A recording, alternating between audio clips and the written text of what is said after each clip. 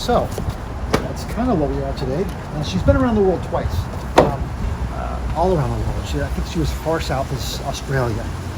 But she did attend two events, significant events in England. One was the Queen Mother's 75th birthday procession down the Thames River. So she was there for that. You can kind of see the nice detail of the boat there. Yeah, you can. And in addition, she was in attendance of the 50th anniversary of the Battle of Dunkirk, probably in France, maybe in England, I'm not exactly sure. And there's a small plaque on the port side, just below the canopy, that you can take a look at for that. So we're delighted to have her here. When she was brought here, we already had some Houston Bogart connection with Key Largo, because if you remember the movie Key Largo, it was reportedly filmed up a couple of miles north. It really wasn't filmed there. There was some still shots that they made of the dock during the filming. But what was done there, which was kind of long building that they filmed in, it was a fishing camp back in the 40s, and so they repurposed it as a hotel, but it was really filmed off in a studio. But what was important is that John Huston rented that fishing village, that fishing camp, out to write the screenplay for that movie. And so that's really it's really more important fact about that site. It's a dive bar, but it's quite beautiful. The sunsets are spectacular there. So feel free to go up there and get your full fix of Houston Bogart stuff in Key Largo. So now I should have asked earlier, did you see the movie? Have you seen the movie? Mm-hmm. You have seen the movie. Okay, so I didn't have to give too much detail. But I'll show you these photos. They were given to us by one of the photographers that was on set and saw this boat in London one day and was delighted to give these to the owner. So we have these to show you. So of course there's the initial cast. The boat is, they say, about 80% original, primarily because the hull is still intact. But there's still some African mahogany gunnels that line the boat that you can enjoy. But everything else has pretty much been renovated over many times. So some fun forensics that we did to try to figure out what rivet pattern that boat was for that photo, where bogey is. We're pretty certain it's this little rivet pattern here behind this device. And there's some very peculiar placement of the rivets, so which is why we know. Of course, the famous gin scene.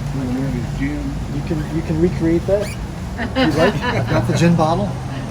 No gin on it. I promise we won't waste gin. So the movie was filmed entirely on location in the Belgian Congo. Houston built an entire village to house their film crew and the actors to film this movie over a short time.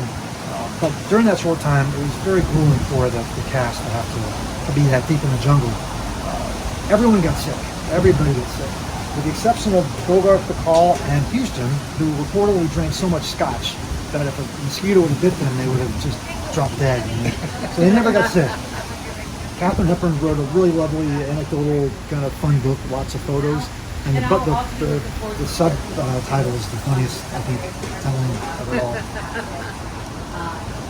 So she was a good trooper, I would imagine, to have to endure that. But she was sick quite often through the filming. Another nice long shot of the boat. Some people think when they get on it feels smaller. I don't know if you feel the same.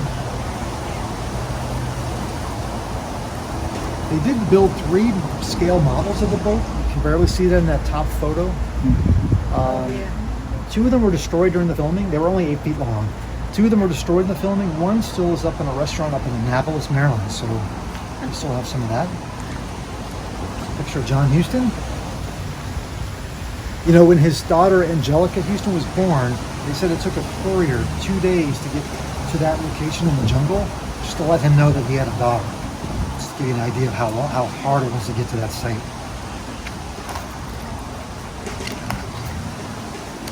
There's John Huston on the left, but do you recognize that gentleman on the right? Looks like Hemingway. Absolutely right. Very young Hemingway. They were hunting buddies, and so he would invite Hemingway to go to Africa to do some safaris. Some candid photos of Bogey.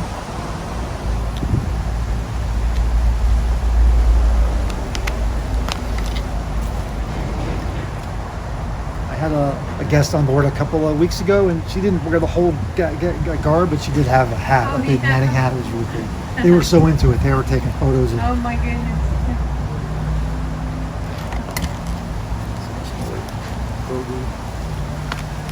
Let's get through some of these.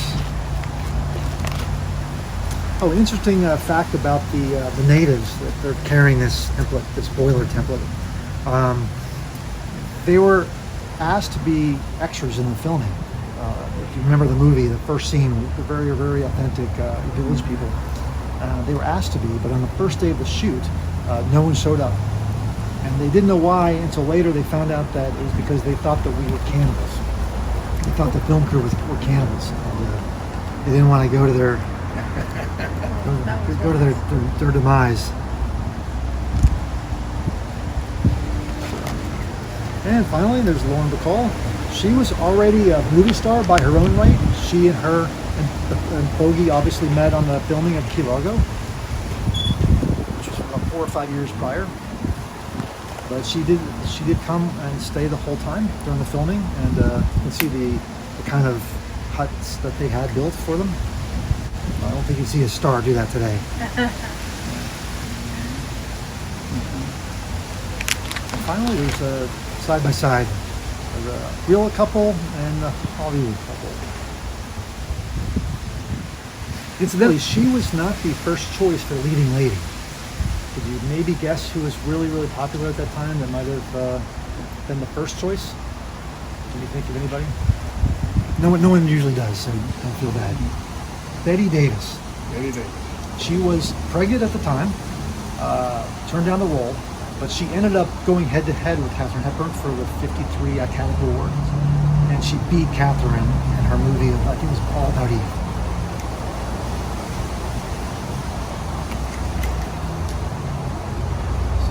They just had such good chemistry.